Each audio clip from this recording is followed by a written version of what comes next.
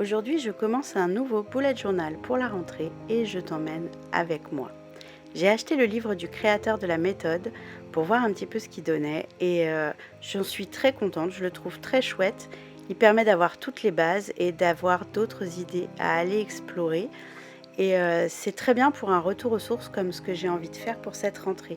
Donc je me suis pris mon carnet préféré, celui qui va bien avec le petit index, les pages numérotées, et cetera et cetera.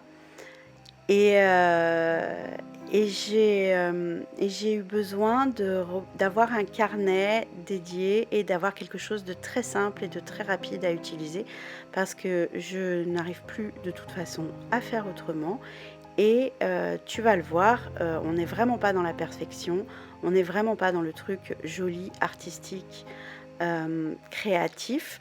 Là, on est vraiment juste, un stylo, un carnet et on pose les choses. Donc pour cette rentrée, je vais faire, un journal très simple, très rapide, en reprenant les pages qui m'ont été le plus utiles dans mon bullet journal précédent, que j'ai testé dans un classeur cette fois-ci et j'ai bien aimé le format classeur. Mais pour cette rentrée, j'ai vraiment ressenti le besoin déjà d'avoir un carnet rigide que je peux traîner n'importe où parce que là, je te montre ça sur un bureau. Mais la plupart du temps, quand je fais du bullet journal, je suis, assise sur ma chaise longue dans ma terrasse, en tailleur avec le carnet sur les genoux. Donc le fait d'avoir un carnet avec une couverture solide, où il est pratique d'écrire dans n'importe quelle position, bah, c'est très pratique pour moi. Donc je reprends dans mon ancien bullet journal les pages qui m'ont été les plus utiles et je commence avec, heu, les prochains mois d'un coup d'œil. Donc une ligne par jour avec les prochains mois en colonne, donc septembre, octobre, novembre et puis je vais aussi ajouter, décembre, janvier, février, mars sur la page d'après, mais je la remplirai plus tard au fur et à mesure.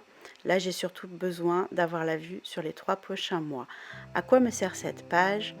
Elle me sert d'entrée dans mon journal. C'est-à-dire que, à cet endroit-là, je ne vais pas noter énormément d'informations, mais je vais aller noter les choses les plus importantes, les événements dont je veux me rappeler, les choses, qui sont importantes dans mon rythme, comme par exemple les lunaisons ou les choses qui sont importantes dans la vie, les événements familiaux, les anniversaires, également les rendez-vous importants et qui ne sont pas, des rendez-vous habituels et je vais m'en servir, au fur et à mesure des mois en allant noter, les choses qui arrivent au fur et à mesure, un petit peu comme on le ferait dans un futur log dans la méthode classique. Mais là, j'ai un peu mélangé les choses à ma sauce entre, le calendrier classique et puis, hem, le futur log qui me permet de noter les choses qui sont un peu plus loin que, là où j'en suis dans mon bullet journal. Donc, je commence directement, j'ai essayé plusieurs méthodes. J'ai laissé des pages blanches pour les remplir plus tard avec les choses que j'avais envie de mettre au début de mon bullet journal, mais je me suis rendu compte que ça me freinait et du coup, j'ai décidé de juste, prendre les pages que j'avais envie de créer sur le coup, de commencer et ensuite, de créer mes pages au fur et à mesure que, l'envie et le besoin s'en faisaient sentir. Donc à la suite du plan des prochains mois, je me prépare une double page autour de mes projets, heu, c'est-à-dire de mes objectifs, mais réduits aux 4 projets les plus importants pour moi d'ici à la fin de l'année. Donc je prépare un petit, tableau avec, mes 4 projets et puis les 3 prochains mois, septembre, octobre, novembre et je laisse de la place sur la page suivante pour pouvoir découper un petit peu plus, les actions, prendre des notes, préciser, faire le bilan aussi pour, à la fin de ces 3 mois, voir où j'en suis de mes projets et si j'ai réussi. Et là, tu vois le premier bavassage, enfin peut-être pas le premier, mais en tout cas le premier duquel je me rends compte et comme tu vois, j'utilise, oui, un stylo qui parfois bave, qui est, les pages du carnet sont un peu traversantes et on voit ce que j'ai écrit derrière et c'est pas parfait et c'est pas grave en fait. Je me prends pas la tête. Mon carnet, il est pas là pour être particulièrement joli. Ce que je veux, c'est qu'il soit clair et qui soit pratique. Donc je prépare ma page de projet que je remplirai ensuite et puis j'attaque ma page du mois de septembre.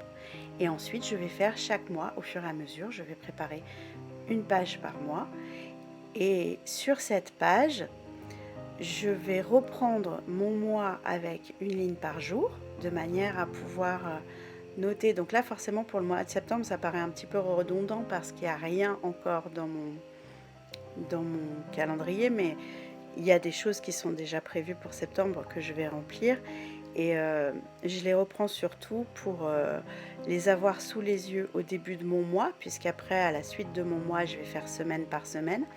Mais cette page elle me permet de remplir donc toutes les choses importantes que j'ai pu noter sur la page du début, et puis aussi elle me permet de noter les choses qui se sont passées que j'avais pas forcément notées pour m'en souvenir, et j'ai tout mon mois d'un coup d'œil à la fin du mois. Ça m'aide pour faire le bilan, ça m'aide pour me rappeler des choses au fur et à mesure, ça m'aide à plein de moments différents. Donc voilà, sur cette page de septembre, je vais faire comme sur la première page, c'est-à-dire noter les choses importantes. Et puis, peut-être aussi le principal projet sur lequel j'ai envie de travailler sur ce mois-ci, et d'autres choses qui pourront rentrer dans la page de garde du mois de septembre. Ensuite, je commence tout simplement avec la semaine où on en est. Donc à l'heure où je tourne cette vidéo, on est dimanche, et le dimanche je fais ma réflexion hebdomadaire, ma réflexion de la semaine. Je regarde comment ça s'est passé et comment je peux préparer au mieux la semaine qui vient. Donc chaque page de semaine, je vais les séparer en deux, chaque double page, avec d'un côté la réflexion et le bilan de la semaine précédente et la préparation de la semaine suivante, et sur la page d'en face, la semaine concrètement, avec chaque jour 3 points importants, et au fur et à mesure, je vais aller noter les 3 choses les plus importantes de ma journée, et j'ai encore de la place pour noter les petites choses dont je veux me rappeler, prendre des notes ou noter des rendez-vous importants, etc. Donc là, je te montre ma réflexion hebdomadaire. Comment je m'y prends? Donc, toujours avec mes questions, je vais me demander, dans la semaine qui vient de passer, qu'est-ce qui s'est bien passé? Je mets 3 points à l'avance, mais ça peut être plus.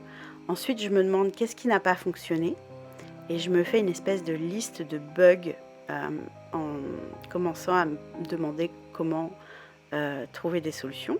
Et deuxième petite traînée au milieu de la page. Donc ensuite, je me note qu'est-ce que j'aimerais faire plus souvent ou autrement. Qu'est-ce que j'aurais aimé faire plus souvent ou autrement la semaine dernière? Qu'est-ce qui arrive à l'horizon? Qu'est-ce qui arrive la semaine prochaine? Comment ça va se passer? Qu'est-ce qui arrive dans les semaines qui arrivent, qui sont importants? Et ensuite, je veux noter sur quoi je veux avancer, mes objectifs, mes projets. Et pour finir, je prépare le lundi. Juste le lundi. Donc voilà, je note pas à chaque fois toutes les questions. Là, je vous les ai montrées, je les ai notées pour vous les montrer. Et je note ensuite mon intention pour la semaine. Et voilà, ma première semaine est prête. Donc pour le mois de septembre, j'étais pas encore, je me suis décidée à ajouter mon mood tracker sur la page de gauche de septembre, parce que c'est le tracker que j'ai le plus utilisé, qui m'est le plus utile en ce moment. Donc vraiment là pour le coup, c'est la méthode de base du tracker du bullet journal, avec une case par jour, et on part de 2 jusqu'à -2, et 2 étant super bien et -2 étant vraiment très mauvais.